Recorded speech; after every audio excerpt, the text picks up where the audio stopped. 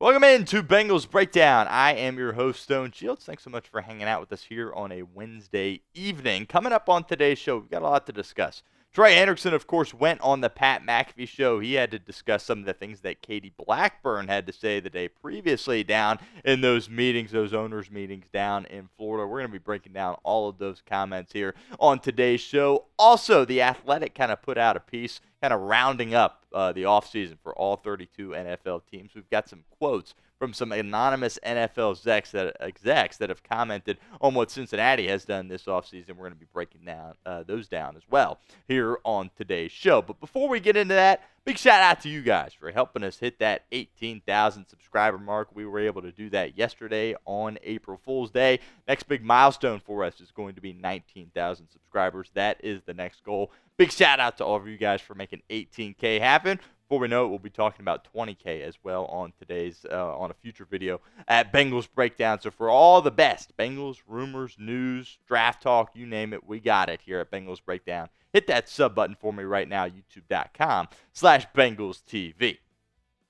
All right, so Katie Blackburn has made some headlines over the past couple of days for some comments that she has made in regards to Trey Hendrickson. Katie Blackburn, of course, is the executive vice president of the Cincinnati Bengals, and she really oversees everything with this organization now. She is the daughter of Mike Brown, but as Mike Brown has aged, Katie Blackburn has really taken over kind of as the owner of the football team. So let's get into what Katie had to say down at those owners' meetings in Florida. She said, "I wish I knew for sure exactly what would happen. I'd be lying if I said I knew exactly what's going to happen. We'll just have to see how it all plays out."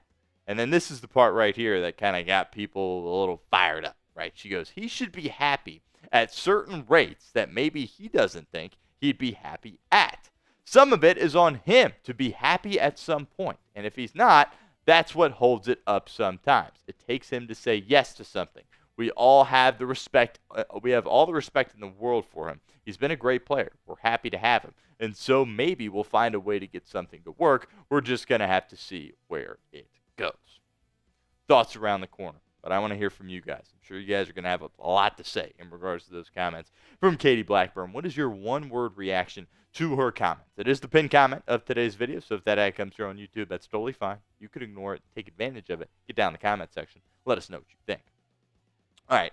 I don't really have a problem with what she came out and said, to be completely honest with you. She's just kind of stating facts, and she understands that it's probably going to ruffle some feathers. I don't know if she understood it necessarily when it came out of her mouth, but looking back, she definitely should understand that it does. But at the end of the day, it is a negotiation, right? This is what happens in the offseason. It's all a part of the NFL. These guys, these players are trying to get mass amounts of money. This money for guys like me and probably most of you guys watching this, really hard to wrap your head around that these guys are going out there playing football and making millions and millions and millions and millions of dollars. This is big-time money that we are talking about. So the Bengals aren't just going to give that away. It's a two-way street. They got to negotiate, right?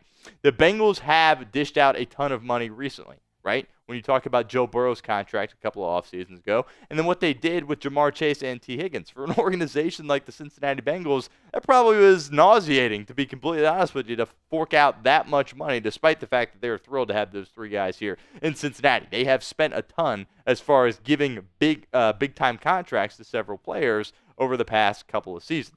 And Hendrickson wants a ton of money. Now, he goes on Pat McAfee, right? And we saw him down at Radio Row at the Super Bowl, too. And he acts like, I don't want to say he acts like, because he does seem like a nice guy. He truly does seem like a nice, selfless guy. But at the end of the day, he's looking at his numbers saying, I've had 17 and a half sacks both the past two seasons. I deserve to be getting a ton of money, and he doesn't feel like he is making the proper money for the production that he's put out there on the football field. And just to be very clear here, I agree with him. He deserves to be making more than what he is based on that production. But again, it's a negotiation. Both sides are going to go back and forth here. Let's take a look at what Trey Hendrickson had to say earlier today on the Pat McAfee Show when he went on that program. He said, "Communication has been poor over the last couple of months. That's something I hold in high regard. They have not communicated with my agent directly. It's been something that's been a little bit frustrating. Last year, go out, play the level you have, we'll get it done." It's kind of the message Cincinnati sent to Trey Hendrickson per Trey Hendrickson. That was communicated with me. They also reiterated that at the Combine, so that just kind of clears the air on that, and moving forward, the happiness of my camp. They're more than welcome to call me. I've had the same cell phone number since high school. Open line of communication is always open with me and my agent, so if they have anything they'd like to discuss, we've been nothing but willing to listen. 3 years ago, I began to ask for a long-term contract with guaranteed money. So those deadlines have kind of all just been a blur. I've just been hunting quarterbacks. So at this point, it is what it is. I don't know if I can put a timestamp on it, and that's where to read what I read yesterday was confusing, like it's my decision. I would have been willing to sign 3 years ago, 2 years ago, and this year. It was communicated to me that we would get something done this year. Now, hearing all of this from Trey Hendrickson obviously isn't good news, right? Katie Blackburn went out and said one thing, and then the next day, Trey Hendrickson basically says, well, I haven't heard anything from the Cincinnati Bengals. And, there's multiple reasons to not feel very good about this if you are a fan. Now, I would hope the Bengals wouldn't just go out there and lie, but they have a track record of, treating players not the right way. So it wouldn't surprise me if they haven't been in contact with Trey Hendrickson, despite the fact that Duke Tobin at the Combine said that it was a priority to get Trey Hendrickson done, and that Katie Blackburn was essentially saying that, yeah, we've made offers to him, but they haven't been good enough in the eyes of Trey Hendrickson. Hendrickson 100% has the right to be ticked off here, especially when he's looking around at his boys, T. Higgins and Jamar Chase. They're getting paid a ton of money, and Trey Hendrickson's going, I've been doing just as good, if not better, not than Jamar Chase, but T. Higgins, you could argue, I'm providing more for you than T. Higgins has from a pass rush perspective, and I'm not getting mine. Now, if you remember, this is also just some built-up frustration. Hendrickson requested a trade going into 2024. And then he requested permission to seek a trade here a couple of weeks ago, right? This has kind of been an ongoing thing, and all he has done since then is balled out. So I completely get the frustration here from Trey Hendrickson. It's going to come down to, he might just have to do it again, to be completely honest with you. He might have to go out there on the football field one more time in 2025 and really go off in order to get that money. That's not fair to Trey Hendrickson, but Cincinnati has to look out for their organization. And if they fork up a ton of money for Trey Hendrickson, they kind of put themselves in an uncomfortable spot. So there's a long way to go with this negotiation between Hendrickson and the Bengals. I don't expect anything to get resolved quickly. The Bengals will make this ugly if they have to. And I don't know, maybe Trey Hendrickson will make it ugly too as well. But at the end of the day, he is under contract. So hopefully something can get worked out where both sides are happy and it's all sunshine and rainbows. But I don't expect that to be coming anytime soon. I want to let you guys know that Bengals draft hats are out now. They are available now. We got those new photos I was talking about. Look at these, man. They've got some cool ones up there on Fanatics. Chatsports.com/Bengals draft hats. We'll put that link in the comment section and the description of today's show. I have not gotten any of these new ones. I'm going to have to put an order in myself because they've got some really cool ones up there on Fanatics. One more time for you guys. That's chatsports.com/Bengals draft hats. All right, second half here of today's show. We're going to talk some NFL executives unfiltered. So as I mentioned, The Athletic dropped a piece where NFL executives basically sounded off on all teams in the NFL, all 32 teams this offseason, and anonymously commented on the Cincinnati Bengals. So we're going to have some quotes that we're going to break down here around the corner, and I'm going to have my thoughts on that as well. But I want to hear from you guys before we get into that. Grade the Cincinnati Bengals so far this offseason. Let me know in the comments section, A, B, C, D, or F.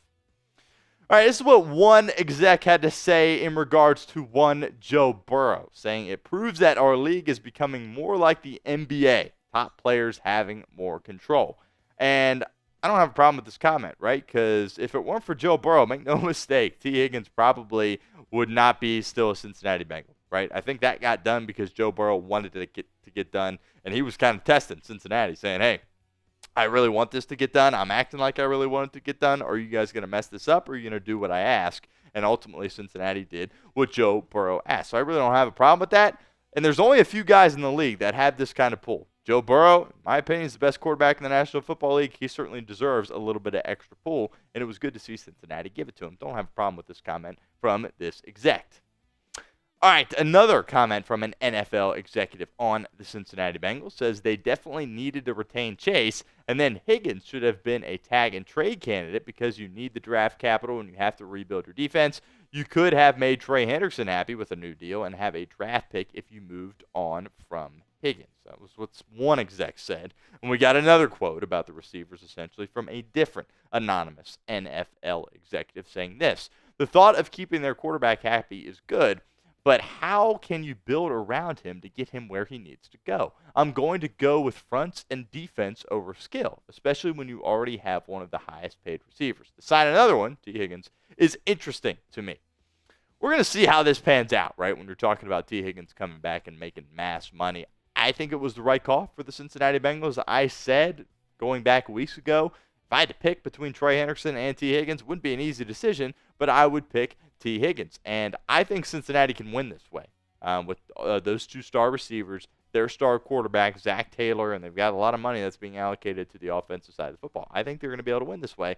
But it is interesting to see these executives from around the league kind of scratch their head a little bit at Cincinnati. It also kind of feels like the Bengals just can't win, right? Because if they wouldn't have paid T. Higgins, everyone would be saying, it's just the Bengals. They're cheap. They don't pay their guys, right? But then they do pay him, and it's like, well, maybe that wasn't the right call. Kind of just feels like there was no way Cincinnati was going to win in the eyes of the public, or I guess in the eyes of some of these NFL executives as well.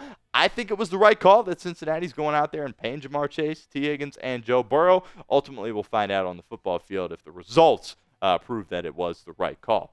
Also, another NFL executive pointed out something on Lucas Patrick, who, of course, is the Bengals' newest offensive lineman. I thought this was promising news that we got from The Athletic, saying they got a nice bargain signing with Lucas Patrick. But he just played his best football with Clint Kubiak's system in New Orleans, which is nothing like the pure drop-back game in Cincinnati, where they try to throw the ball all over the yard. Well, they don't try to throw the ball all over the yard. They throw it all over the yard, and we'll see if Lucas Patrick ultimately can come into the Cincinnati Bengals offense and provide some help for them. Could he potentially be a starter? I don't know. I think it's very much a competition. Zach Taylor spoke glowingly about Lucas Patrick. He said he was a guy that the Bengals had their eyes on really before the whole free agency process began, and I'm interested to see if he could perhaps fit in with Cincinnati at that guard spot. Now, it is going to be interesting considering that he comes from New Orleans. I think that executive has a great point. Really not much similarity between what they're doing offensively and what Cincinnati is doing offensively. But if he can hold up in pass pro, which is what the Bengals desperately need him to do, I think they can figure out, how things go from there. But good to have Lucas Patrick, a veteran, in. It's at least somebody that they signed. They at least did something along the interior offensive line. We will see if it pays off. But it's good to hear that an executive around the league said it's kind of a bargain deal for Cincinnati. Make sure you guys give me a follow over on Twitter at StoneShields_ for all the latest Bengals news and rumors, and all of our Bengals content will be posted to my Twitter page. So help us out, help me out. Give me a follow on Twitter at StoneShields_.